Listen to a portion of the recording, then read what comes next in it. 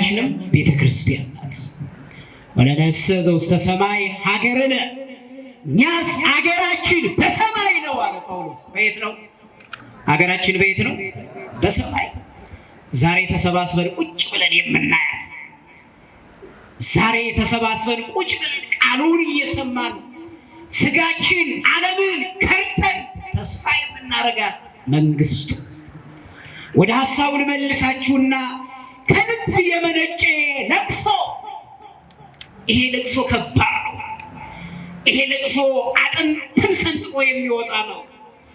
ይሄ ለቅሶ ጅማትን ቆርጦ የሚወጣ ነው። ይሄ ለቅሶ ስጋን ከፍሎ የሚወጣ ነው። ይሄ ለቅሶ በሰዎች ፊት የሚደረግ ሳይሆን በሰማይና በምድር ባለ በእግዚአብሔር ፊት የተለቀሰ ለቅሶ ነው። ሰዎች ስናለቅስ ከውስጥ አይረዱንም፣ ከውጭ ግን ይረዱናል። ሰው ሲያለቅስ፣ ሰው ሲተክዝ ከውጭ ያለውን ፊት አይቶ ሊረዳ ይችላል። ከውጭ የሚወጣውን እንባ አይቶ ሊረዳ ይችላል። ነገር ግን ይህ ለቅሶ ከውስጥ ስለነበረ ለቅሶውን የሚረዳውም አምላክ ከውስጥ ይረዳ ነበር፣ ያውቅ ነበር። ይፈትን ልበ ወኩልያተ እግዚአብሔር አማን ይረዳን። እግዚአብሔር ሰው ፊትን ይመለከታል፣ ልቦናን የሚመለከት እግዚአብሔር። ስንት በደል ሰርተን እንደመጣን እዚህ እንደተቀመጥን፣ ስንት ኃጢአት ተሸክመን ዚና ላይ እንደቆምን ማን ያውቃል? ማን ያውቃል? እግዚአብሔር። ሰው ያውቃል? ኃጢአትን ማወቅ ይችላል ሰው? አይችልም። ቢችልማ ያስወጣል።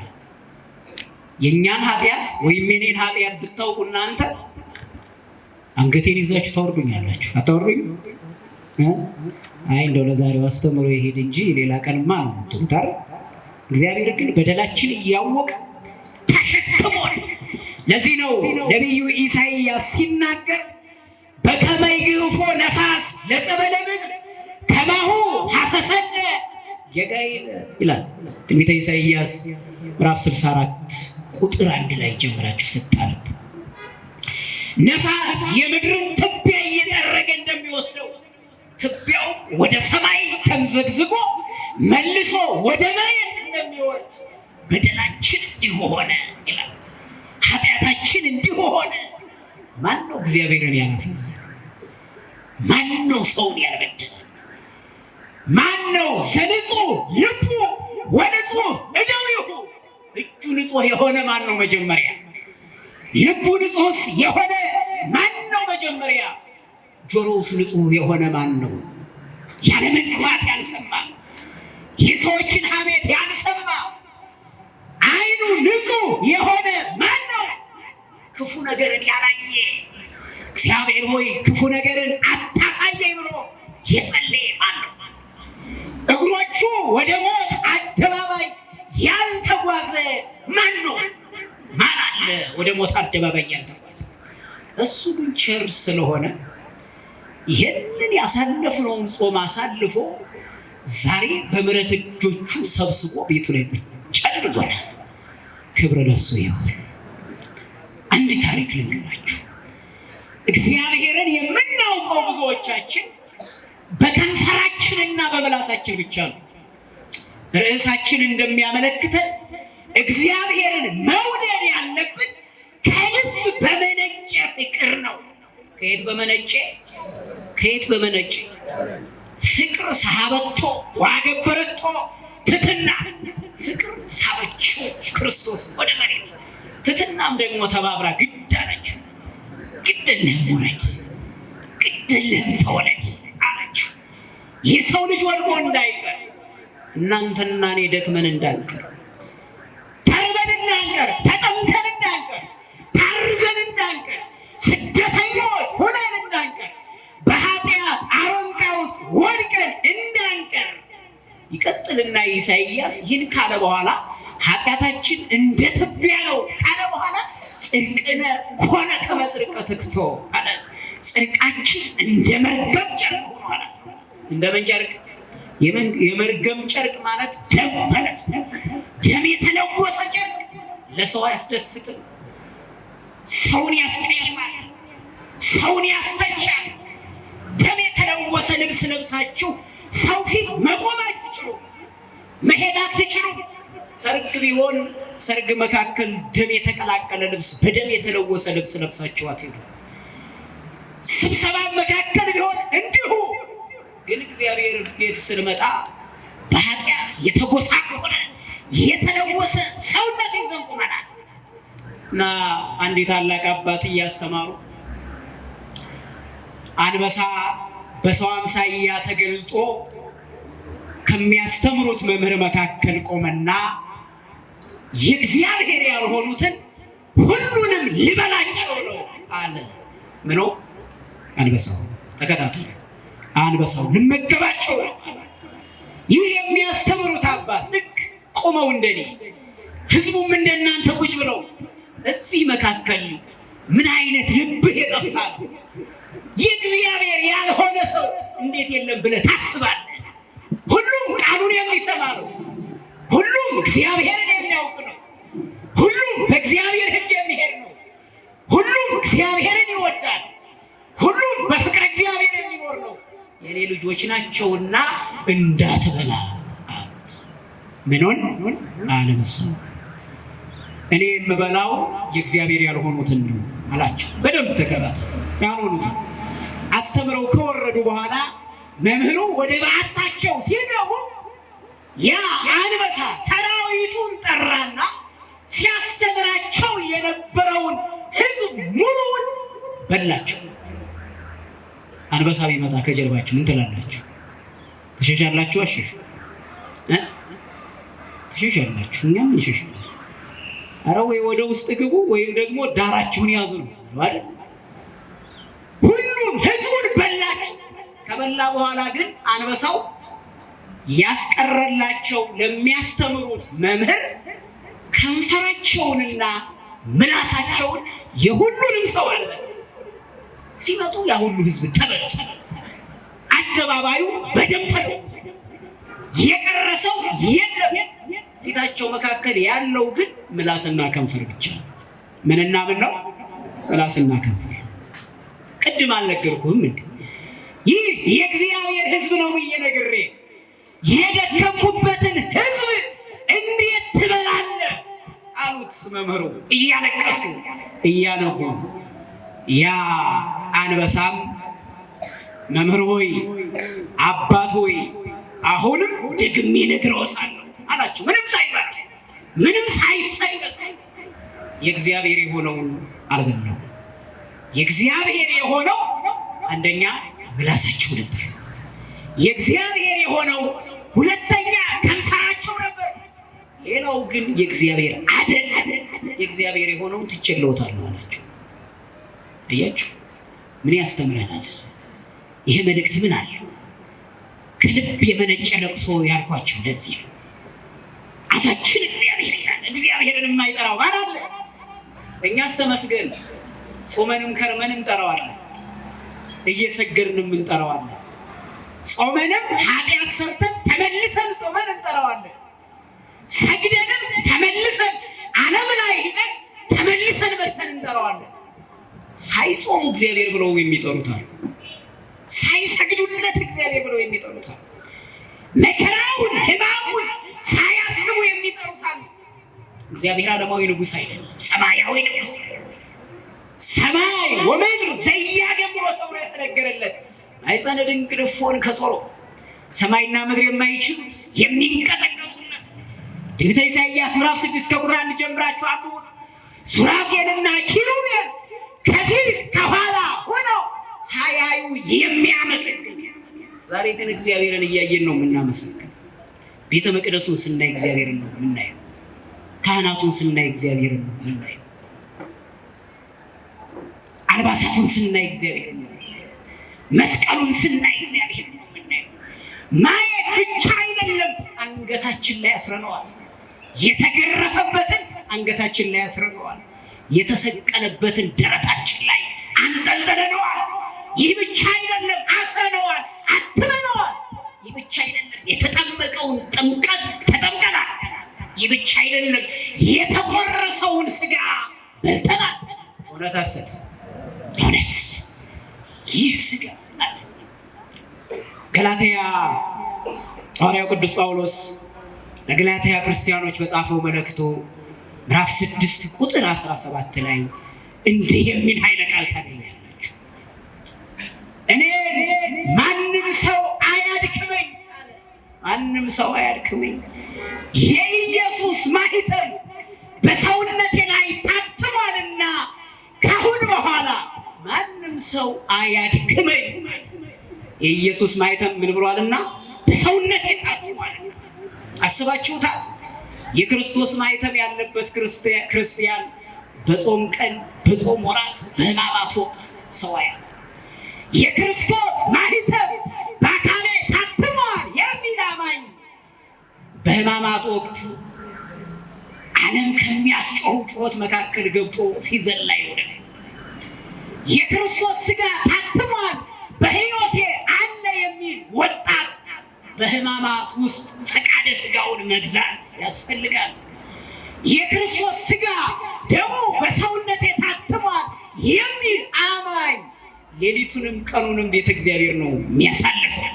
ምኑን እየሰማ? ቃሉን እየሰማ ለእሱ መከራ እንደተከፈለለት በአይሁዳውያን መካከል ማኅበራነ አይሁድ ተመድበሉ ለሰሚዐ አምላክ ተብሎ እንደተነገረው ለሰቂለ አምላክ ተመሃሉ። አይሁድ ተመልከቱ፣ 71 ማኅበር ተሰበሰበ።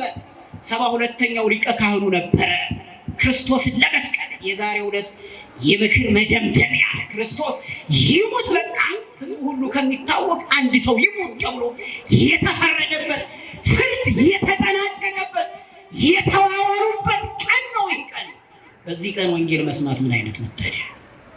በዚህ ቀን እየራባችሁ ቤተ እግዚአብሔር መገኘት ምን አይነት መታደል!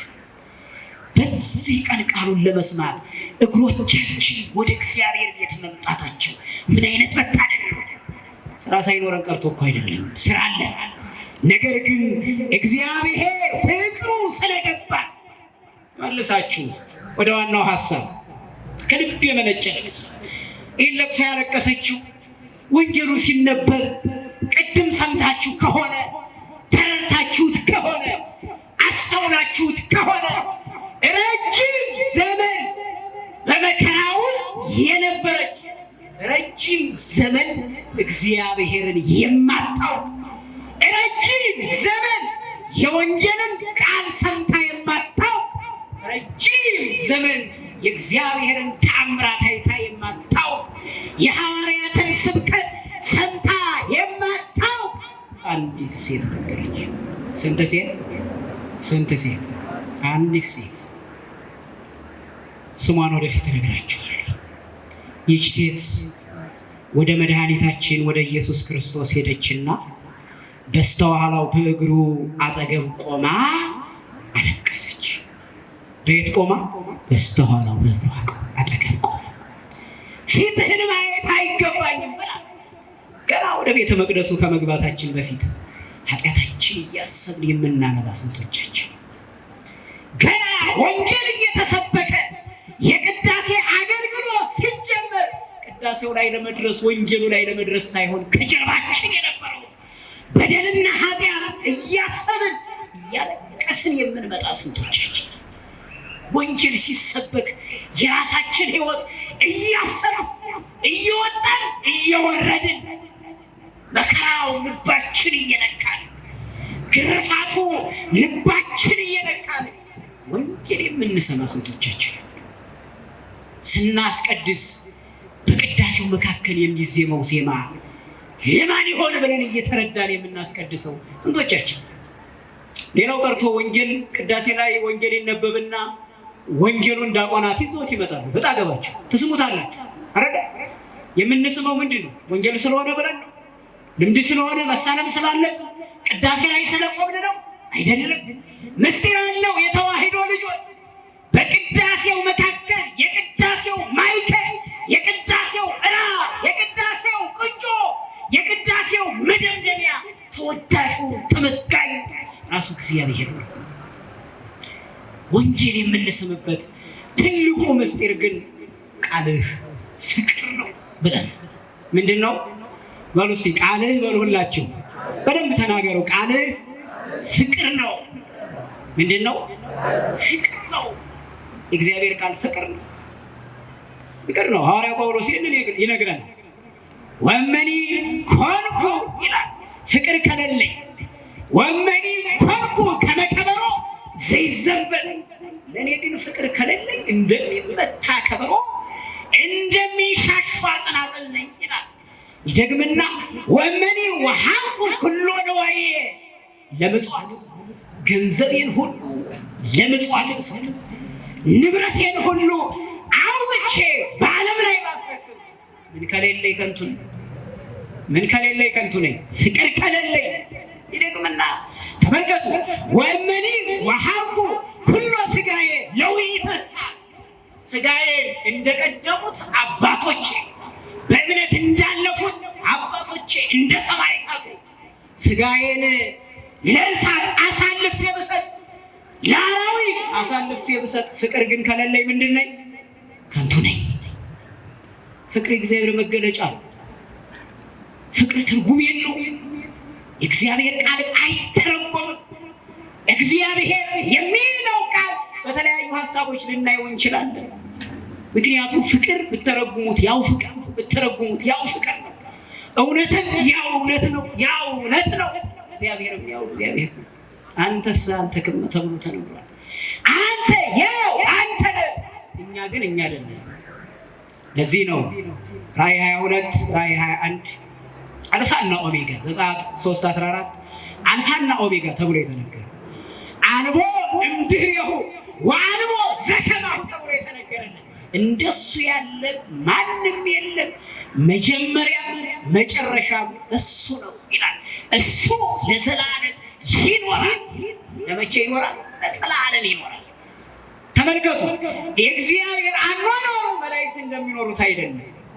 የእግዚአብሔር አኗኗሩ የሰው ልጅ እንደሚኖረው እኛ እንደምንኖረው ሐዋርያት እንደኖሩት አይደለም። ልዩ ነው። ዓለምን ወደዚህ ያመጣ እግዚአብሔር፣ ሰውን የፈጠረ እግዚአብሔር፣ በሚታይ ስጋ ላይ የማይታይ ነፍስን ያስቀመጠ እግዚአብሔር። አንዳንድ ጊዜ እግዚአብሔር እንዴት ነው ብለን ለመጠየቅ እናስባለን። ነፍሴ እንዴት ነው ብላችሁ ጠይቁስ።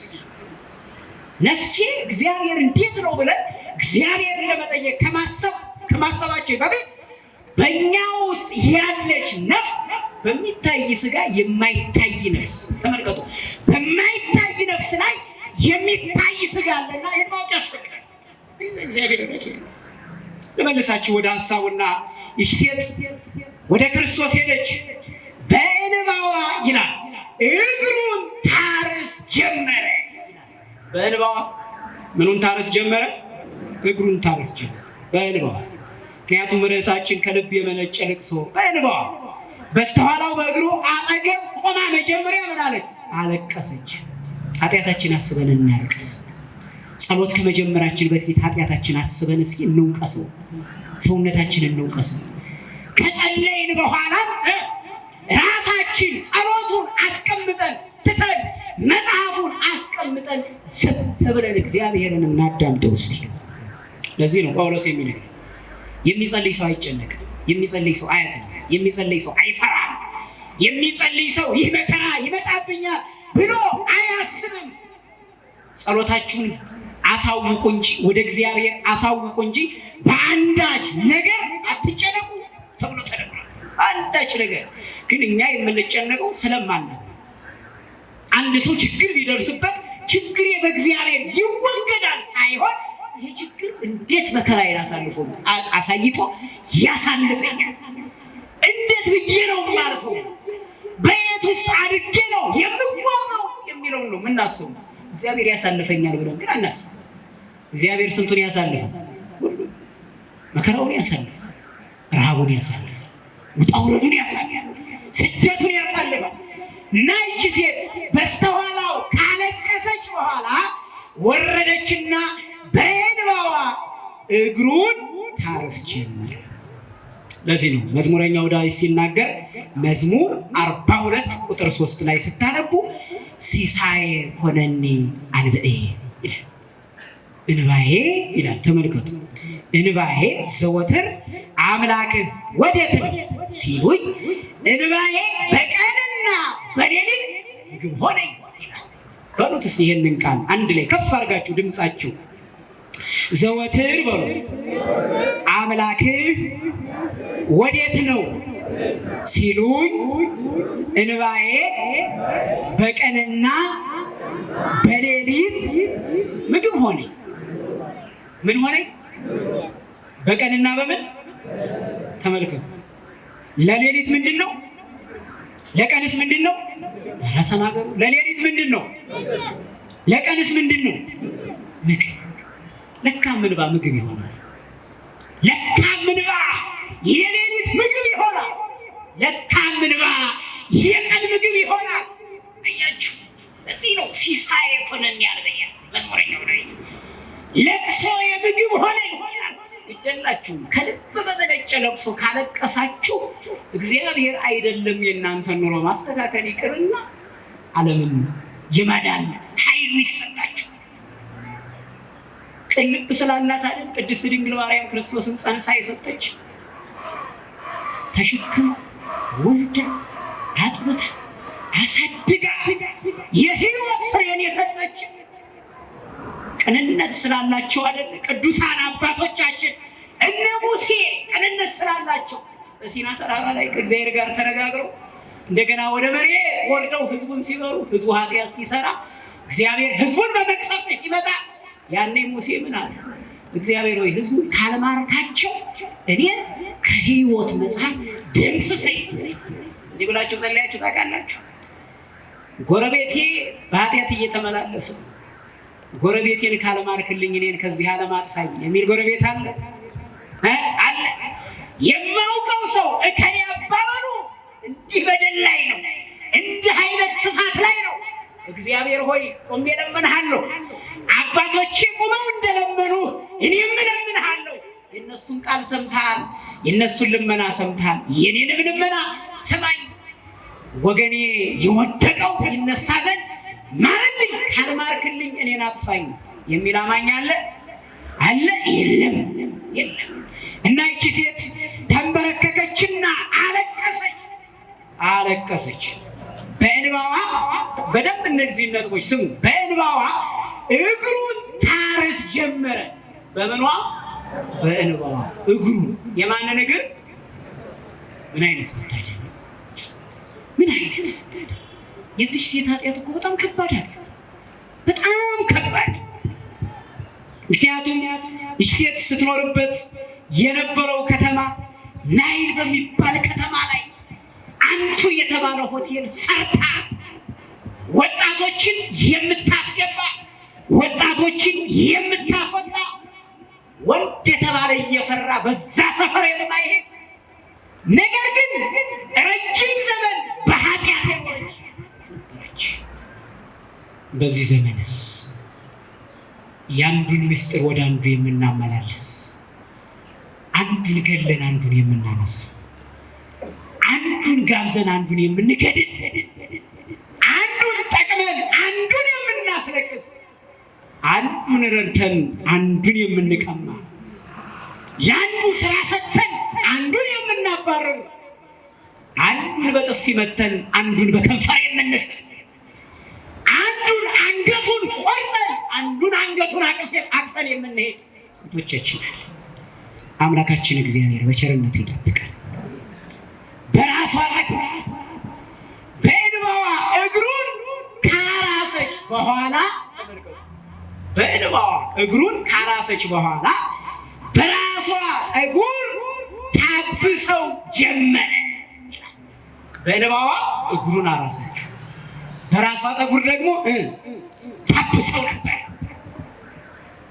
ምን ነው ኃጢአተኞች ብንሆንም ያኔ በነበር አያስብልም? የተዋረደች የእግዚአብሔርን እግሮች በፀጉር ማሸት፣ የእግዚአብሔርን እግሮች በኃጢአተኛ እንባ ማጠብ።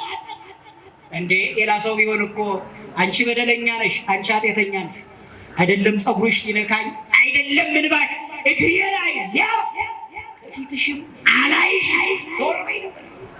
እግዚአብሔር ግን ኃጢአተኞችን ይወዳል። ምኖችን ይወዳል? ምኖችን ይወዳል? ኃጢአተኞችን ይወዳል። ኃጢአትን እንጂ የሚጠላው እኛ ኃጢአተኞችን ይወደናል። እኛ ውስጥ ያለውን ኃጢአት ግን እግዚአብሔር ይጠላል። እውነት አስብ፣ ይጠላል እግዚአብሔር። ይህን እንድትጠሉ ነው ቤተክርስቲያን የምታስተምራችሁ። ይህን እንድትጠሉ ነው ስትነሱ ስትርቁ የምትውሉት የምታመሹት። አንተ የታማህበትን ጊዜ፣ አንተ ተስፋ የቆረጥክበትን ጊዜ እኛ አንተ ተስፋ የቆረጥክበትን ተስፋችን ይቀጠል ዘንድ ቁጭ ብለን እንሰማሃለን። አንተ የታማህበትን ጊዜ እኛ በቤት እየታማን አንውልበትም። ቤተ ክርስቲያን መተን አንተን እንዴት እንዳሙህ፣ አንተን እንዴት እንዳሳደዱህ፣ አንተን እንዴት እንደጠሉህ ቃልህን እንሰማት ብለን እዚሁ ተገኝተን ለሚቀጥለው ዓመት እግዚአብሔር በሰላም ያድርሰን። ይችንን ሳምንት ይችንን ዕለትና ቀን እሱ ይባርክልን። የተዋሕዶ ልጆች ምንም መከራ ይድረስባችሁ፣ በምንም ማዕበል ለፉ፣ ምንም አይነት ኃጢአት ሰው እጆቻችሁና እግሮቻችሁ ወደ ቤተ ክርስቲያን ያምሩ። እቺ ሴት በራሷ ጠጉር ታብሰው ነበረ ማለት ተመልከቱ። አምላክነቱን አምና፣ አዳኝነቱን አምና፣ መምህርነቱን አምና፣ ከባት ያበሳ መሆኑን አምና ተንበረከከች ይላል። ክብር ምስጋና ለአምላካችን። ዛሬም የእኛን ኃጢአት እንደሚደመስስ ስለምናምን በርከክ ብለን እንሰግዳለን።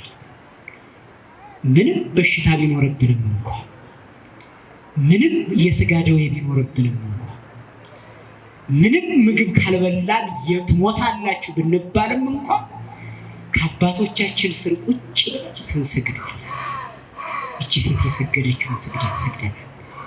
ይህም ብቻ አላደረገችም። እንዲህ ተብሎ እንደተነገረ መጽሐፈ ኢዮብ ምዕራፍ 40 ቁጥር 12 ላይ ትዕቢተኛውንም ሁሉ ተመልከት፣ ዝቅ ዝቅ አድርገው በደለኞችንም ወዲያውኑ እርገጣቸው ይላል። ምክንያቱም ገና እግዚአብሔር በደለኞችን የሚረግጥበት ጊዜ አለ፣ ኃጢአተኞችን የሚረግጥበት ጊዜ አለ። ትሑቶችን ግን ከፍ ከፍ ያደርጋቸዋል። አይበይወሙ ለትሑታን ትሑታንን አለ። እያወቁ እውቀት የለንም የሚሉት፣ ገንዘብ እያላቸው የለንም የሚሉት፣ ጤና እያላቸው ጤና የለንም የሚሉት፣ እውነት ያላቸው እውነተኛ አይደለሁም የሚሉት፣ እየጾሙ አልጾምኩም የሚሉትን እየመጸወቱ አልመጸወትኩም የሚሉት፣ ቤተ ክርስቲያን እየረዱ አልረዳሁም ገና የሚሉት፣ ከአበው ጎን ቁመው አይዟችሁ አባቶቻችን አለኋችሁ እያሉ የለንም የሚሉት እግዚአብሔር ከፍ ከፍ ያደርጋቸዋል። ዞር አረግና ደግሞ ስናመጣው ትናንት ይህን ገንዘቤን ሰጥቼ ነበረ ደግሞ ለቤተ ክርስቲያን የሚሉትን ዝቅ አረጋቸዋል። ትናንት ካህናት ስር ቁጭ ብዬ፣ ቤተ ክርስቲያን ስር ቁጭ ብዬ ወንጌል ሰብቼ ገንዘቤን መንዝር አድርጌ ሰጥቼ ዛሬ ቤተ ክርስቲያን እኔን አታየኝም እሷንም አላያትም የሚሉትን እግዚአብሔር ዝቅ አረጋቸዋል። ትናንትና ምንም ሳይኖራቸው በሱ ቸርነት የሚበላ እንጀራ የሚኖርበት ቤት የሚያሽከረክሩት መኪና ሰጥቷቸው ዛሬ ከቤቱ ጠፍተው ቤቱን እንደ ጥፋተኛ የሚረግሙትን የሚያወግዙትን እግዚአብሔር ጊዜ ያለው ዝቅ ያደርጋቸዋል። ተውታነንስ ምን ያደርጋቸዋል? ከፍ ያደርጋቸዋል። አምላክ እንደ ሰው አይቸኩልም። አምላክ እንደናንተና እንደኔ አይቸኩልም። ዝግ ብሎ ይጠብቀናል። ተመየጡ ሀቢ እስከሽዳኔ ወደ እኔ ተመለሱ፣ ቀድሞ ለገባሁት ለአባቶቻችሁ የሰጠሁትን ቃል ኪዳን ለእናንተም እሰጣችኋለሁ ይላል። ምን እላችኋለሁ? እሰጣችኋለሁ። ለእነ አብርሃም የተሰጠው ለኛ፣ ለእነ ኖህ የተሰጠው ለኛ፣ ለእነ ይስሐቅ ለእነ ያዕቆብ የተሰጠው ለኛ ነበረ። ዛሬ ግን የት አለ? ክርስቶስን የተሰቀሉት በዘር የአብርሃም ዘር ነን ብለው የሚያስቡ ክርስቶስን የሰቀሉት ሀምተው የሞት ፍርድ ያወገዙ 8ቱ ማህበር መልከቱ። ይህ ማህበር እንደ አካባቢ በሽማግሌ የተዋቀረ ነበረ። ይሄ ማህበራን አይሁድ የሚባል አንድ ሆኖ ተማክሮ እንደ አህያ ጆሮ ተስተካክሎ ይላል። ተመልከቱ። በክርስቶስ ላይ ይሙት ብለው ፈረዱበት። ምን ብለው ፈረዱበት? ይሙት። ለምጻምን ስላነጻ ምን አደረገ? ሰባራ ስላቀና ምን አደረገ? የተራበ ስላበላ ምን አደረገ? ጨለማን ወደ ብርሃን ስለመለሰ ምን አደረገ? 38 ዓመት በብረት አልጋ ላይ የተኙትን አስነስቶ አልጋችሁን ተሸክማችሁ ሂዱ ብድር መልሱ ያለው አምላክ ምን አደረገ? ይሁዳን ከነነውሩ የተሸከመ አምላክ ምን አደረገ? ይሁዳን ወደ ሐዋርያነት ሲጠራው አባቱን የገደለ እናቱን ያገባ ክፉ ሰው ነበር። ቢመለስ ብሎ እግዚአብሔር ወደ ሐዋርያነት ቀላቀለው። ክፋቱንም ስለሚያውቅ የገንዘብ ጠባቂ ያደረገው። ይሁዳ ግን ያ ሁሉ ኃጢአቱ አልበቃው፣ ያ ሁሉ በደሉ አልበቃው። አምላኩን ሽጦ ሌላ ገንዘብ ማግኘት ነው የፈለገው። ሃይማኖታችሁን ከርታችሁ የምታገኙት ገንዘብ ይቅርባችሁ። ማይተባችሁን በጥሳችሁ የምታገኙት ገንዘብ ይቅርባችሁ። ሃይማኖት አይጠቅመኝም ገንዘብ ይጠቅመኛል ብላችሁ ልባችሁ ላይ ያስቀመጣችሁት ቀን ያ የይሁዳ ወገን ሆናችሁ። ይሁዳ ገንዘቡን አልጠቀመም። ድሮ የሰራውም ስራ